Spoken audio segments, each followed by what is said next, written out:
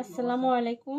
আমি আজকে singer 024 model এই মেশিন দিয়ে একটা ডিজাইন তৈরি করব। প্যান কাট সালোয়ারের সেলাইটা তৈরি করব। দেখুন কত সুন্দরভাবে হচ্ছে।